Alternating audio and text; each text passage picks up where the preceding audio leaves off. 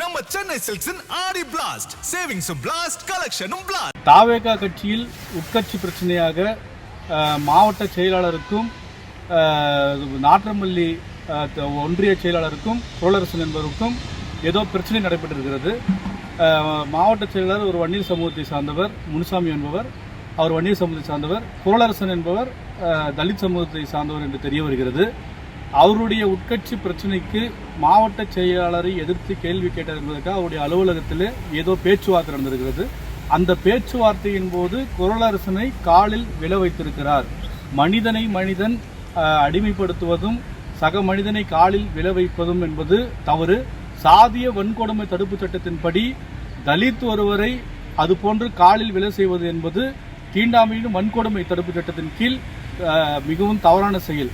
அப்படி ஒரு சம்பவம் நடந்ததாக பாதிக்கப்பட்ட குரலரசனே ஊடகங்களுக்கு செய்திகளை வெளியிட்டிருக்கிறார்.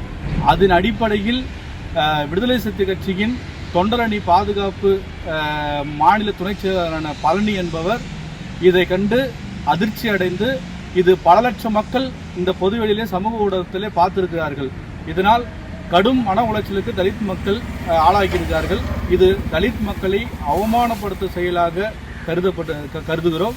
அதனால் இச்சம்பவத்தை கண்டித்தும் மாவட்ட செயலாளர் முனுசாமி மீது உரிய நடவடிக்கை எடுக்க வேண்டும் என்று மாவட்ட காவல் கண்காணிப்பாளர் அவரிடத்திலே புகார் அளித்துள்ளோம். பாதிக்கப்பட்டவர் அவருடைய உட்கட்சி பிரச்சனை காரணமாக வேண்டுமானால் அவர் புகார் கொடுக்காமல் போயிருக்கலாம். ஆனால் இது ஒரு தலித் சமூகத்தில் உள்ளவருக்கு ஏற்பட்ட ஒரு பாதிப்பு, அதற்கு அவர்தான் புகார் கொடுக்க வேண்டிய என்கிற அவசியம் கிடையாது.